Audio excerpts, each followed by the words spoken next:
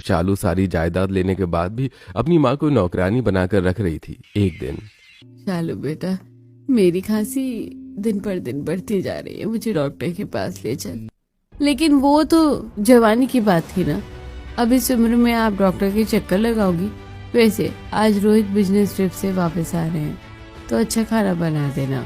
अपनी बेटी की बात सुनकर कमला जी हतप्रभ रह जाती हैं और सीढ़ियों से नीचे उतरते समय उनका पैर फिसल जाता है। हे भगवान, ये क्या हो गया? ऐसा लग रहा है सच में आज तो मेरी कमर और पैर टूट गया।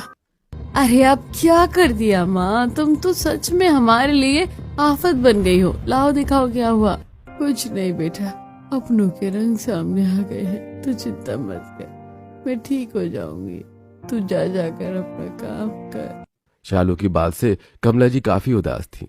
उस दिन घर का काम निपटाकर वो लंगड़ाती हुई पास के मंदिर में जाकर बैठ जाती हैं, जहां मधुबाला जी पहले से बैठी हुई थी।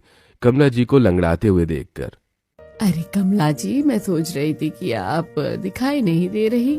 आप तो मुझसे भी पहले आई थी ना अपनी बेटी के पास रहने के लिए।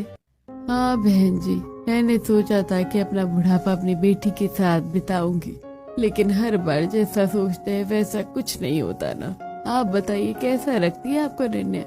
भगवान ऐसी बेटी हर किसी को दे।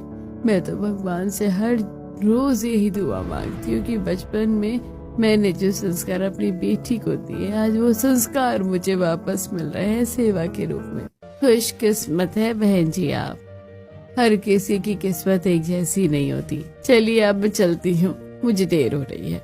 मधुबाला जी की बात सुनकर कमला जी को अपनी किस्मत पर रोना आता है और वो अपने घर लौट आती हैं। मम्मी, कहाँ चली गई जाती हो आप? आपको जरा सा भी घर की चिंता है या नहीं? वो बेटा, बस मैं जरा मंदिर तक गई थी, मेरा मन थोड़ा सा बेचैन हो रहा था इसलिए। और हम सब यहाँ पर भूखे बैठे हैं और मेरी मम्मी मंदिर में भगवान को खुश करने में लगी है। आप यार मम्मी, अब जल्दी से खाने में कुछ बना दो, रोहित आने वाले हैं, हमें भी भूख लगी है। कमला जी जल्दी जल्दी हाथ चलाकर सबके लिए खाना बनाती हैं। शाम को उनका दामाद रोहित भी घर आ जाता है। हे भगवान, ये खांसी तो बढ़ती चली जा रही है, न जाने ये खांसी मेरी जान लेकर ही जाएगी। खांसते खांसते कमला जी देखती है कि उनके रुमाल पर खून के धब्बे आ गए थे, जिन्हें देखकर कमला जी चिंता में पड़ जाती हैं। लेकिन अपनी बेटी के डर की वजह से वो उससे कुछ नहीं कहती। एक तरफ कमला जी अपनी जमीन जायदाद बेटी के नाम करने के बाद भी डर में जी रही थी, वहीं माँ, अरे माँ, कहाँ हो? हाँ बेटा, यहाँ पर ही बैठी हूँ बाहर आंगन में। क्या हुआ? देखो माँ, निखिल आज आपके लिए क्या लेकर आए हैं। देखो तो सही, कितनी सुंदर सूती साड़ी है। और ये स्वेटर, निखिल कह रहे थे कि आपकी साड़ी और स्वेटर खराब हो गया है। अरे इसकी क्या जरूरत थी बेटा, और इसकी मुझसे ज्यादा तो तुझे है। देख जरा अपनी साड़ी को, कितनी जगह पे बंद लगे हैं, और तेरा स्वेटर भी न जाने कितने साल पुराना है। अरे माँ, आप चिंता क्यों करती हो? मैं हूँ तो सही। मैं अगली बार अनन्या के लिए भी साड़ी और स्वेटर लेकर आऊंगा। अभी ये मैं अपनी माँ के लिए लेकर आया हूँ। अपनी बेटी और दामाद की बात सुनकर मधुबाला जी की आंखों में खुशी के आंसू आ जाते हैं। वहीं दूसरी तरफ उसी मोहल्ले में अमीर बच्चों की माँ का अलग ही रूप देखने को मिलता है। अरे शालू, देखना जरा, ये रुमाल किसके हैं? इन पर कितना सारा खून लगा हुआ है। हे भगवान, कहाँ से आया इन पर इतना सारा खून? माँ, अरे ओ माँ, कहाँ मर गई? हाँ बेटा बताओ, मैं हूँ छत पर कपड़े सुखाने के लिए गई थी। क्या हुआ, तुम दोनों इतना गुस्से में क्यों हो? माँ, रुमाल पर इतना सारा खून कहाँ से आया? ये तुम्हारा क्या धरा है ना? हाँ बेटा, वो बस मेरी खांसी बढ़ गई ना, तो खांसते खांसते खून आ जाता है।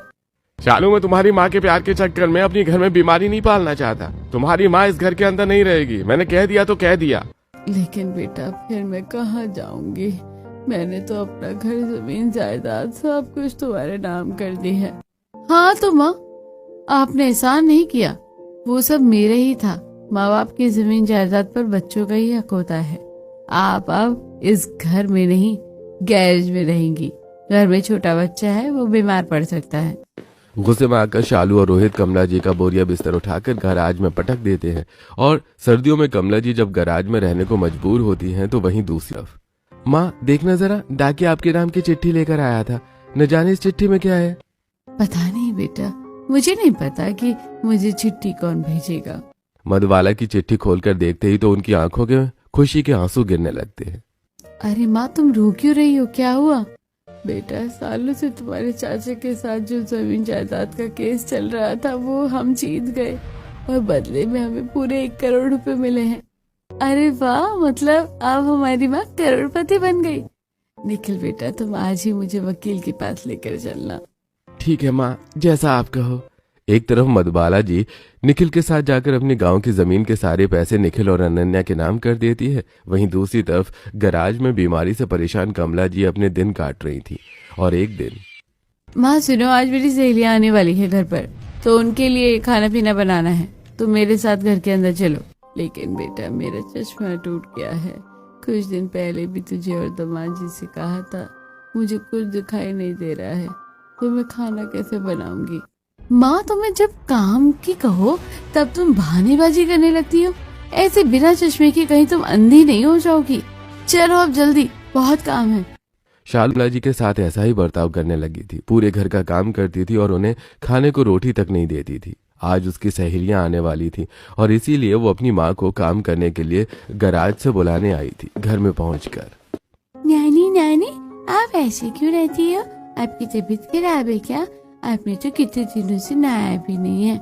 अरे आ रहा, इधर आओ, बीमार है तुम्हारी नानी, तुम्हें भी बीमारी हो जाएगी। बेटा, पहले कुछ खाने के लिए दे दे। 2 दिन से तूने मुझे कुछ खाने के लिए नहीं दिया है। कमजोरी की वजह से चक्कर आ रहे हैं। पहले काम कर दो, उसके बाद खाना खा लेना जी भर के। शालू गुस्से में अपनी माँ को रसोई में काम करने के लिए खड़ा कर देती है और एक गिलास दूध बनाकर अपने बेटे को देती है और खुद अपनी बालकनी में जाकर सहेली से बात करने लग जाती है। तभी, नानी नानी, आप ही दूध पी लो। मुझे पता है मम्मी पापा आपके साथ अच्छा नहीं करते। आपको भूख लगी है ना, आप मेरा दूध पी लो। नहीं बेटा, तू पी ले। तेरी माँ ने देख लिया ना तो मेरे साथ तुझे भी डांट पड़ेगी। अब जबरदस्ती कमला जी को दूध का गिलास पकड़ता है। तभी शालू हॉल के अंदर आ जाती है और कमला जी के हाथ से दूध का गिलास छीनकर फेंक देती है। हद होती है माँ, आप तो मेरे बच्चे का हिस्सा भी खाओगी। कहा था ना काम करके खा लेना। अब सिर्फ तुम काम करोगी तो ही खाने को मिलेगा। अपने प्रति अपने बेटी का ऐसा व्यवहार देखकर कमला जी की आंखों से आंसू बहने लगते हैं और वो जल्दी जल्दी अपनी बेटी की सहेलियों के लिए खाना बनाती है। इतनी देर में उसकी सहेलियां भी आ जाती हैं और उनके सामने, माँ सुनो, मेरी सहेलियों के सामने गलती से भी ये पता नहीं चलना चाहिए कि तुम मेरी माँ हो। अगर उन्हें पता चल गया ना तो मैं हमेशा के लिए घर से बाहर निकाल दूंगी। ठीक है बेटा, नहीं पता चलेगा बेटा। शालू की सहेलियां डाइनिंग एरिया में बैठकर मजे से खाने का मजा लेती हैं और शालू से कहती हैं, अरे शालू, तेरी नौकरानी के हाथ के खाने में तो वाकई ही गजब का स्वाद है। हाँ यार, मेरे यहाँ पर जब किटी पार्टी होगी तो तुम अपनी नौकरानी को लेकर आना, इसी से खाना बनवाएंगे। अरे नौकरानी, जरा हमारे लिए भी तो कॉफी बनाकर लेकर आना। अपनी बेटी और उसकी सहेलियों से खुद के लिए नौकरानी शब्द सुनकर कमला जी की आंखों से आंसू गिरने लगते हैं और बिना चश्मे के दिखाई न देने की वजह से अचानक वो कॉफी लेकर आती हैं तो गलती से वो कॉफी शालू की सहेलियों पर गिर जाती है, जिसके बाद शालू कमला जी को धक्का देकर नीचे गिरा देती है। इन बूढ़े लोगों की यही समस्या है। हद कर दिया उन्होंने। आज तुम्हारी वजह से मेरी सहेलियों के बीच कितनी बेइज्जती हुई है। निकल जाओ मेरे इस घर से। शालू गुस्से में अपनी माँ को घर से बाहर निकाल देती है और अब कमला जी बिल्कुल बेसहारा हो जाती हैं। और वहीं दूसरी तरफ मधुबाला जी ने जो पैसे अपनी बेटी और दामाद के नाम किए थे, उनसे अनन्या और निखिल ने एक पार्टनरशिप में बिजनेस शुरू किया था। और एक दिन, सुनो जी, हमें अब मुनाफा अच्छा हो रहा है तो मैं सोच रही हूँ कि एक बड़ा सा घर ले लेते हैं माँ के नाम पर, और गाड़ी भी देखी है मैंने। माँ को आने जाने में परेशानी नहीं होगी। हाँ, अच्छा आइडिया है, आज ही ले लेते हैं। अनन्या और निखिल उसी दिन उसी सोसाइटी में मधुबाला जी की पसंद का एक घर और एक गाड़ी फाइंड कर दूसरी तरफ कमला जी दर बदर की ठोकर खा रही होती हैं। वो दिन में मंदिर में रहती हैं और रात में गुरुद्वारे में, लेकिन उनकी बीमारी की वजह से गुरुद्वारे वाले भी उन्हें बाहर निकाल देते हैं और वो एक दिन सड़क पर भीख मांग रही थी। तभी अनन्या, निखिल और अपनी माँ के साथ गाड़ी में वहां से गुजर रहे होते हैं और उन्हें देख लेती हैं। उन्हें देखकर, अरे माँ, ये तो कमला आंटी है ना, शालू की माँ। इनकी ऐसी हालत। हाँ बेटा, शायद जैसा मैंने सोचा था वही हुआ। इन्होंने अपनी सारी जमीन जायदाद शालू और उसके पति के नाम कर दी थी और उन्होंने घर से बाहर निकाल दिया। हमें उनकी मदद करनी चाहिए। निखिल और अनन्या कमला जी को लेकर डॉक्टर के पास जाते हैं, जहां उनके फेफड़े का ऑपरेशन होता है, जिसका सारा खर्चा अनन्या देती है। और ठीक होने के बाद अस्पताल में मधुबाला जी, मुझे माफ कर दो। मैं हमेशा तुम्हें नीचा दिखाया करती थी, लेकिन तुम्हारे संस्कार ने तुम्हारी बेटी को बुढ़ापे का सहारा बनाया और मेरी बेटी आज मुझसे ही दगा कर गई। आंटी जी, आप चिंता मत करो। आपके साथ जिसने गलत किया है उसके गलत का बदला हम जरूर लेंगे। निखिल और अनन्या कमला जी को अपने घर में ले आते हैं। और निखिल, हमें शालू और रोहित को सबक सिखाना होगा। हाँ, मैंने उसका पूरा इंतजाम कर लिया है। हमारे मैनेजर मिस्टर गुप्ता ने रोहित को एक नए स्टार्टअप में पैसा लगाने का झांसा दिया है, जिसकी वजह से रोहित ने अपना घर मकान सब गिरवी रखकर अपनी सारी जमा पूंजी उस प्रोजेक्ट में लगा दी है। लेकिन अब तुम करोगे क्या?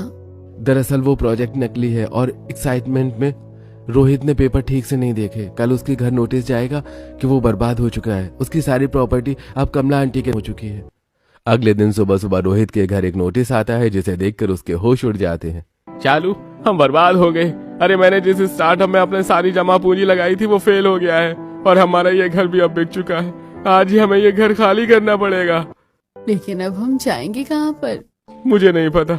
देखा तुमने जिस तरीके से अपनी माँ को घर से बाहर निकाला, उसी तरीके से किस्मत ने हमें बेघर कर दिया।